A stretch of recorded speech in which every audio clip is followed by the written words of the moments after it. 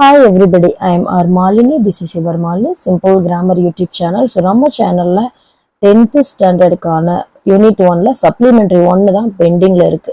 இல்லையா அந்த supplementary 1 முடிச்சிட்டோம்னா unit 1 complete ஆயிடும். Because already we saw the first prose, his first flight, full detail explanation, 2 mark, 5 mark எல்லாம் பார்த்துட்டோம். And poetry, life. Poem life full பார்த்துட்டோம். So, now we are going to see the supplementary. So before seeing that, you have to know the author, introduction, and the characters, important characters. So the beautiful story, The Tempest, was written by William Shakespeare. The birth year was 1564. The death year was 1616. He was born in Stratford upon Avon, England.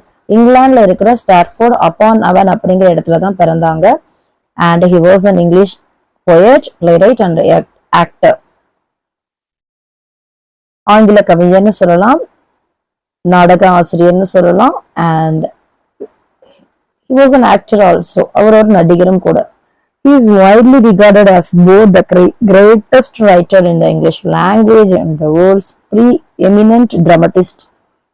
அதாவது உலகத்துல பார்த்தீங்கன்னா compare பண்ணும்போது Shakespeare overall வேர்ல்டுலயே English poets, playwright எழுதுறதா இருக்கட்டும், அவர் ஒரு நாடக ஆசிரியரா இருக்கட்டும், இல்ல ஆக்டரா இருக்கட்டும், அவ்வளோ ஒரு ரொம்ப ஹை லெவல்ல எல்லாருமே இவருக்கு வேல்யூ கொடுக்குறாங்க. ஏன்னா அந்த அளவுக்கு டேலண்டா எழுதியிருந்தாங்க, பிளே ரைட்டா இருந்தாங்க, ஆக்டரா இருந்தாங்க, போயட்டா இருந்தாங்க. He is widely regarded as both the greatest writer in the English language and the world's ப்ரீஎமினன்ட்.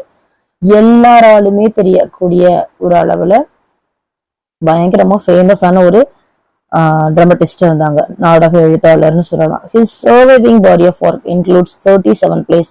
இவரோட அந்த ஒரு லைஃப்ல 37 நாடகங்கள் எழுதியிருக்காங்க. And 154 sonnets. So 154 sonnets and 2 narrative poems, the majority of which he penned between 1589 and 1613. So 37 place, அதாவது 37 நாடகங்களும் 154 sonnets, அதாவது சானட்ஸ்ங்கிறது small, எப்படி சொல்றது, சின்ன ஒரு போய்ட்ரின்னு சொல்லலாம், கவிதைன்னு சொல்லலாம், சிறு செய்யுள், சிறு கவிதை. So one sonnet has 14 lines. ஒரு சானட்ல பார்த்தீங்கன்னா 40 லைன்ஸ் இருக்கும், சரிங்களா? 14 வரிகள் மட்டுமே இருக்கக்கூடியது. அப்படிப்பட்ட சிறு செய்யுள்கள் எழுதியிருக்கிறது 154 எழுதியிருக்காரு. 154 சிறு கவிதைகளும் 37 டிராமாஸும் எழுதியிருக்காங்க. இது எல்லாமே இவர் எழுதினது எப்பன்னு பார்த்தீங்கன்னா 1589 to 1613, 1589 இருந்து 1613 எழுதியிருக்காங்க. ஸோ இவ்வளவு ஃபேமஸான வில்லியம் ஷேக்ஸ்பியர் எழுதின ஸ்டோரியில என்ன கண்டென்ட் இருக்கு, எந்த மாதிரி ஸ்டோரி எழுதியிருக்காங்க அப்படிங்கறதும், ட்ராஜடியா இல்ல லவ் ஸ்டோரியா, எல்லாத்தையும் கிளியரா பார்க்கலாம். So now we are going to see the characters. The first one character, Prospero, Duke of Milan. Milan நகரத்தோட ஒரு கிங். Prospero தான் ஃபர்ஸ்ட் கேரக்டர். இவர் he knows magical powers. இவர் மெஜிஷியன் மாதிரி மேஜிக் பவர்ஸ் இவருக்கு இருக்கு. he read a lot of magic books. So அந்த magic powers மூலமா நிறைய விஷயங்கள் இவர் செய்யறாரு. ஓகேங்களா? செகண்ட் கேரக்டர் பாத்தீங்கன்னா மிராண்டா. மிராண்டா பாத்தீங்கன்னா டாட்டர் ஆஃப் ப்ராஸ்பரோ, அதாவது ப்ராஸ்பரோவோட மகள். இந்த மிராண்டா குட்டி குழந்தையா இருக்கும் பொழுதுதான் ப்ராஸ்பரோக்கு ஒரு சில ஸ்ட்ரகிள்ஸ் வரும். அது என்னங்கிறது ஸ்டோரியில பார்க்கலாம். த தேர்ட் திங் பாத்தீங்கன்னா ஆண்டனியோ. இந்த ஆண்டனியோ தான் வில்லன் கேரக்டர், ப்ராஸ்பரோஸ் பிரதர், ப்ராஸ்பரோவோட பிரதர். இவர் என்ன பண்றாரு, என்ன வேலை பண்ணி அந்த கிங்டம் பிடிக்கிறாரு அப்படிங்கறதா இங்க ஃபுல்லா. இவரானது இந்த story. So the main character is Prospero, duke of Milan, Milan நகரத்தோட அரசர். அவரோட மகள், அதாவது டாட்டர் தான் பாத்தீங்கன்னா மிராண்டா. இவங்க ரெண்டு பேர்த்துக்கும் ஸ்ட்ரகிள் ஏற்படுத்தினது யாருன்னா ஆண்டனியோ, ப்ராஸ்பரோவோட பிரதர். இவர் தான் மெயின் கேரக்டர், வில்லன் கேரக்டரும் கூட. இப்ப ஹீரோயின் மிராண்டானா அவங்களுக்கு ஒரு ஹீரோ இருக்கணும், அவங்க தான் ஃபெர்டினாண்ட். இவங்க son of the king of Naples, Naples நாட்டரசனோட பையன். அடுத்தது சைக்கோரக்ஸ். இந்த சைக்கோரக்ஸ் அப்படிங்கிறது விச், சூனியக்காரி. இந்த சூனியக்காரி தான் என்ன பண்றாங்க அப்படிங்கறதையும், எங்க இருக்காங்க அப்படிங்கறதையும் பார்க்க போறோம். And Caliban, ugly monster. இந்த சைக்கோரக்ஸோட மகன் காலிபன், சரியா? ரொம்ப அக்லியான ஒரு மான்ஸ்டர். இந்த மான்ஸ்டர் எல்லாத்தையும் டார்ச்சர் பண்ணும். அண்ட் ஏரியல், இவங்க வந்து குட் ஸ்பிரிட். ஓகே, இந்த குட் ஸ்பிரிட், அதாவது குட் ஸ்பிரிட் மட்டும் இல்லாம நம்ம ப்ராஸ்பரோக்கு எல்லா விதத்திலையும் ஹெல்ப் பண்ணக்கூடிய ஒரு ஸ்பிரிட். இது வந்து சீஃப் ஸ்பிரிட். எல்லா ஆவிகளுக்கும் ஸ்பிரிட்ல வந்து குட் ஸ்பிரிட், பேட் ஸ்பிரிட் இருக்கு. இவங்க ரெண்டு பேரும் பேட் ஸ்பிரிட்ஸ், இவங்க குட் ஸ்பிரிட். அப்ப இவங்க வந்து தனக்கு கீழே இருக்கிற எல்லா ஸ்பிரிட்டையுமே வந்து கண்ட்ரோல் பண்ணக்கூடிய சீஃப். அண்ட் கான்சலோ தான் பாத்தீங்கன்னா இவர் வந்து ரொம்ப வந்து லாயலா யாருக்கு இருப்பாருன்னா ப்ராஸ்பரோக்கு இருப்பாங்க. இந்த ப்ராஸ்பரோக்கு ஒரு ப்ராப்ளம் வரும்போது ரொம்ப ஹெல்ப் பண்ண ஒரு பர்சன்னா Gonzalo, friend as well as a lord of Prospero's coach, தலைமை பொறுப்பாளர் அவரு. ஸோ இவ்வளோ கேரக்டர்ஸ் இருக்கு. மெயின் கேரக்டர் ப்ராஸ்பரோ மிராண்டா, மிராண்டாவோட பேரு ஃபெர்டினாண்ட் ஆண்டனியோ, ப்ராஸ்பரோட brother. See the first paragraph. There was an island in the sea, the only inhabitants of which were an old man named Prospero and his daughter Miranda, a very beautiful young lady. He came to this island so young. Actually, she came to this island so young that she had no memory of having seen any other human face than her father's. So first பேரோல intro என்ன கொடுத்துருக்காங்கன்னா, அது ஒரு அழகான island கடல்ல இருக்கு. அங்க பாத்தீங்கன்னா ஒரு வயசான மனுஷன் ப்ராஸ்பரோ, அவங்களோட பொண்ணு மிராண்டா, ரொம்ப அழகான அந்த பொண்ணு யங் லேடி இருக்காங்க. இந்த பொண்ணு வந்து சின்ன வயசுலயே வந்து எங்க வந்துருச்சுன்னா இந்த ஐலாண்டுக்கு வந்ததுனால ஆக்சுவலி அவளுக்கு மெமரி, அதாவது நினைவு தெரிஞ்ச நாள்ல இருந்து தன்னோட ஃபாதரோட ஃபேஸை தவிர யாரும் பார்த்ததே கிடையாது, ஜென்ஸ் யாரையும் பார்த்ததில்லை. நெக்ஸ்ட் பாருங்க. They lived in a cave made out of a rock. It was divided into several apartments, one of which Prospero called his study. There he kept his books, which chiefly treated of magic. By virtue of his art, he had released many good spirits from a witch called Sycorax, who had them imprisoned in the bodies of large trees. These gentle spirits were ever after obedient to the will of Prospero. Of this Ariel was the chief. இதுல அவங்க எங்க வாழ்ந்துட்டு இருக்காங்கன்னு பாத்தீங்கன்னா, பாறைகள்ல அப்படியே வந்து சின்ன சின்ன அடுக்குகளை அபார்ட்மெண்ட்ஸ் மாதிரி பிரிச்சு அதுல வந்து வாழ்ந்துட்டு இருக்காங்க. சின்ன சின்ன ரூம்ஸ் இருக்கு, அபார்ட்மெண்ட்ல இருக்கிற மாதிரி, வீடுகள் மாதிரி. அதுல ப்ராஸ்பரோ வந்து ஒரு ரூமை வந்து பாத்தீங்கன்னா தனக்கு ஸ்டடி ரூமா, படிக்கிற ரூமா வச்சுக்கிட்டாரு. அதுல அவர் நிறைய வந்து நிறைய மேஜிக் புக்ஸ் யூஸ் பண்றாரு. அவருக்கு வந்து பாத்தீங்கன்னா நிறைய வந்து மேஜிக்ல நிறைய கலைகள் தெரியும். அண்ட் அது மூலமா அவர் என்ன பண்ணாரு, அங்க வந்து சைக்கோரக்ஸ் அப்படிங்கிற ஒரு சூனியக்காரி வந்து அங்க இருக்கிற குட் ஸ்பிரிட்ஸ் எல்லாம் பெரிய மரங்கள்ல கட்டி வச்சிருந்தது. அப்போ அவர் என்ன பண்ணாரு, இந்த குட் ஸ்பிரிட்ஸ், நல்ல ஸ்பிரிட்ஸ் எல்லாமே விடுவிச்சார் இந்த சைக்கோரக்ஸ் இருந்து. அது மட்டும் இல்லாம அவர் வந்து சுதந்திரம் கொடுத்தனால, ஃப்ரீடம் கொடுத்தனால அந்த ஜென்டில் ஸ்பிரிட்ஸ், அந்த நல்ல ஸ்பிரிட்ஸ் எல்லாமே இவருக்கு ஒபீடியண்டா இருந்தது. அதுல ஒரு இம்பார்ட்டன்டான ஸ்பிரிட் எதுனா ஏரியல், அதுதான் சீஃப், அதாவது தலைமை ஆவி ஆத்மான்னு சொல்லலாம். அடுத்து என்னன்னு பார்க்கலாம். Here you want to ask one question. So Prospero, Duke of Milan, Milan நகரத்தோட அரசன், இவருக்கு ஐலாண்ட்ல என்ன வேலை, அந்த கொஸ்டின் வரணும். அட் த சேம் டைம் ஐலாண்ட்ல இருக்கிற அந்த பேட் ஸ்பிரிட் எல்லாமே வந்து கொன்னு அதெல்லாம் அடிமைப்படுத்தி இவர் வந்து குட் ஸ்பிரிட்ஸை வந்து தன்னோட மேஜிக் பவர்ஸ் மூலமா யூஸ் பண்றாரு. அந்த மேஜிக் பவர் யூஸ் பண்ணி தன்னோட அந்த மிலன் நகரத்துல ஏதாவது பண்ணிருக்கலாம், அப்படி யோசிக்கலாம். அண்ட் அனதர் ஒன் பாத்தீங்கன்னா, ஸ்டார்டிங்ல சொன்னதுக்கும் இப்ப என்னடா இப்படி இருக்குதுங்கிறதுக்கும் உங்களுக்கு கொஞ்சம் திங்கிங் இருக்கணும். அதனாலதான் இந்த ஸ்டோரி எப்படி கொண்டு போயிருக்காங்கன்னு பாருங்க. ஐலாண்ட்ல இருந்தா கொண்டு போயிருக்காங்க, ஸ்ட்ரைட்டா வந்து மிலன் நகரத்துல இருந்து கிடையாது. அதுதான் நம்ம வில்லியம் ஷேக்ஸ்பியரோட அந்த ஒரு ரைட்டிங் டேலண்ட். அடுத்தது பாருங்க என்ன நடக்குதுன்னு. Ariel took rather too much pleasure in tormenting an ugly monster called Caliban, because he was the son of his old enemy Sycorax. Caliban was employed like a slave to fetch wood and to do the most laborious offices, and Ariel had the charge of compelling him to these services.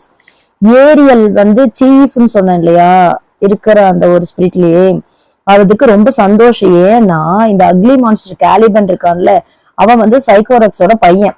அவன் ரொம்ப எல்லாத்தையுமே வந்து slave மாதிரி என்ன பண்ணான்னா ரொம்ப பண்ணிட்டு இருந்தான்.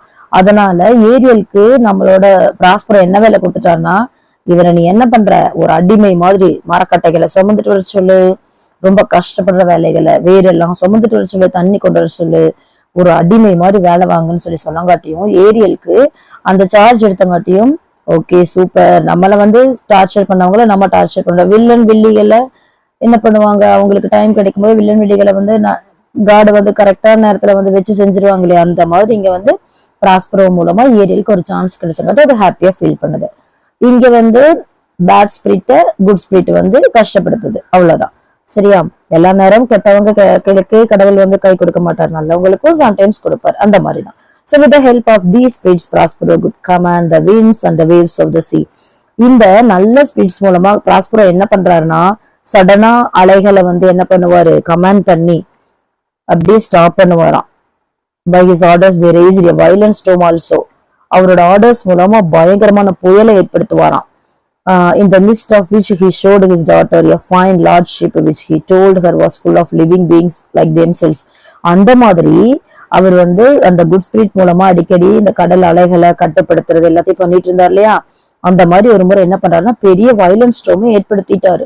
அப்படி ஏற்படுத்தும் பொழுது அவரோட பொண்ணுட்டு கூப்பிட்டாங்க, பாரு எவ்வளவு பெரிய புயல் வருது அப்படின்னுட்டு. அங்க ஒரு பெரிய லார்ஜ் ஷிப், இந்த மாதிரி ஒரு ஷிப் பயங்கர புயல் வரங்காட்டியும் உடனே இதுதான் பாருங்க, ஏரியில என்ன பண்ணுது, குட் ஸ்பிரிட் புயல் ஏற்படுத்துதான். அப்போ ஒரு கப்பல் என்ன பண்ணுது, அப்படியே தலைகீழா என்ன பண்ணுது, உடைஞ்சிருது. அதுல ஃபுல்லா பிராஸ்பரோ மிராண்டா மாதிரி லிவிங் பீயிங்ஸ் நிறைய பேர் இருக்காங்க. அப்ப பாத்தீங்கன்னா, oh my dear father said she, if by your art you have raised this dreadful storm, have pity on their sad distress. See, the vessel will be dashed into pieces, poor souls, they will all perish.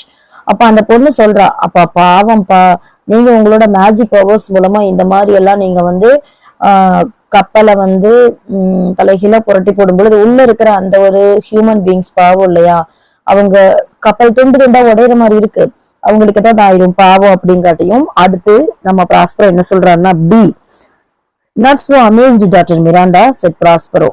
இதுக்கெல்லாம் நீ வந்து என்ன பண்ணக்கூடாது, அவ்வளோலாம் shock ஆகக்கூடாது, வியப்படையாத. At the same time நீங்க பாரு, there is no harm done, நான் யாருக்கு எந்த தீங்கும் பண்ணல. I have so ordered it that no person in the ship shall receive any hurt. என்னால இங்க நான் வந்து அந்த புயலை ஏற்படுத்துறதுனால எந்த ஒரு ப்ராப்ளமும் ஷிப்புக்கு வராது. What I have done has been in care of you, my dear child. நான் என்ன பண்ணிருக்கேன்னா, எனக்கு இந்த அங்க இருக்கிற மக்கள் எல்லாருமே எந்த பிரச்சனையும் இல்லாம இருக்கணும். அட் த சேம் டைம் அவங்களுக்கு ஒரு ப்ராப்ளம் இல்லாத மாதிரிதான், நான் வந்து உயிருக்கு ஆபத்து இல்லாத மாதிரிதான் புயலை ஏற்படுத்திருக்கேன்னு சொல்லிட்டு, யூ ஆர் இக்னரண்ட், உனக்கு ஒன்னும் தெரியாது. Can you remember a time before you came to this செல்?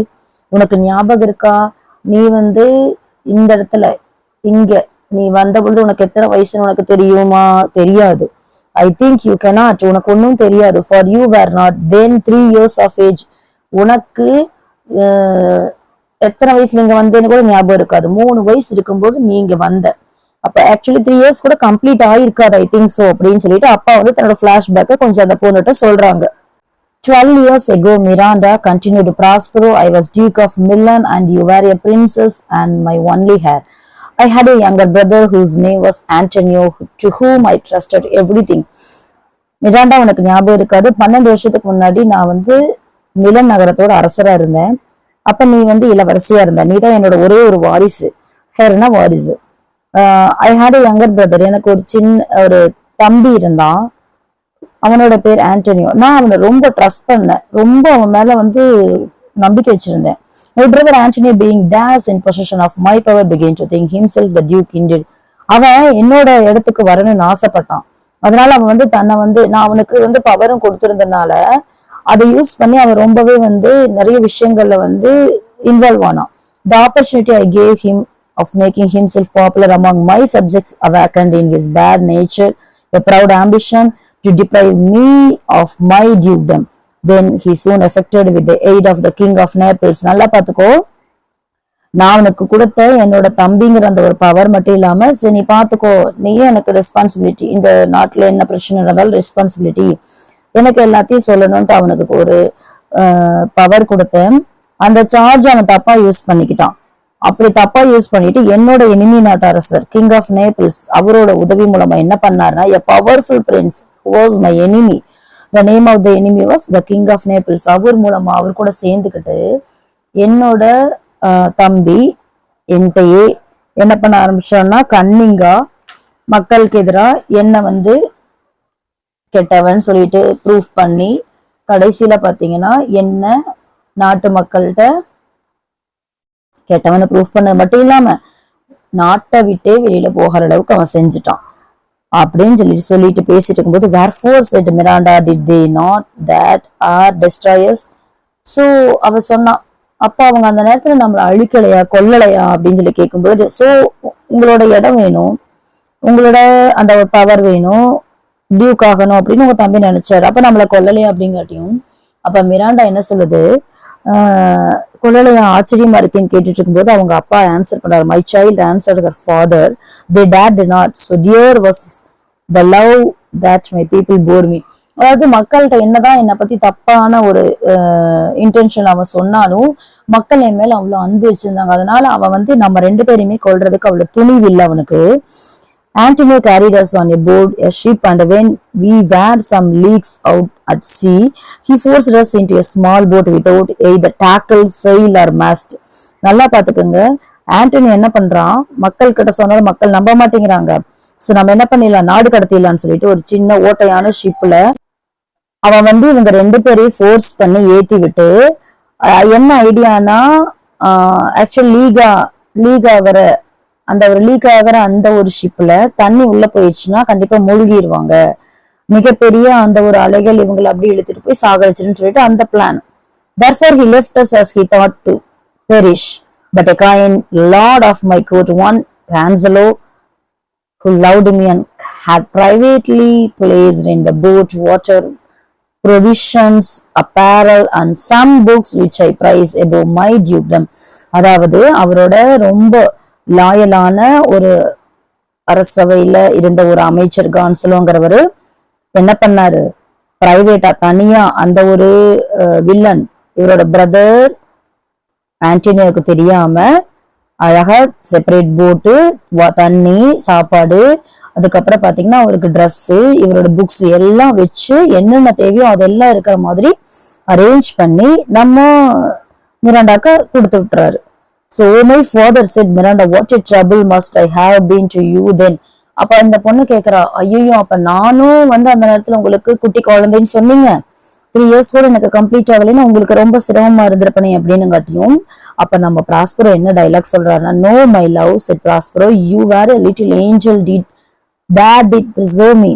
நீ இருந்தங்காட்டுதான் உனக்காக தான் நான் வாழணும்னு சொல்லிட்டு நான் வாழ்ந்த. Your Innocent smiles made me பேர் அப் அகேன்ஸ்ட் மை மிஸ்ஃபார்ச்சூன்ஸ். என்னோட கெட்ட நேரமோ என்னமோ என்ன என் தம்பி இப்படி பண்ணிட்டான், நான் அதே நினைச்சிட்டு இருக்காம உன்னோட அந்த அழகான அந்த ஒரு குட்டி குழந்தை அந்த விழுது இருந்த அந்த ஒரு சின்ன சிரிப்பு, உன்னோட சிரிப்புக்காகவே நான் வாழ்ந்துட்டு இருந்தேன். One our food last till we landed on this desert island.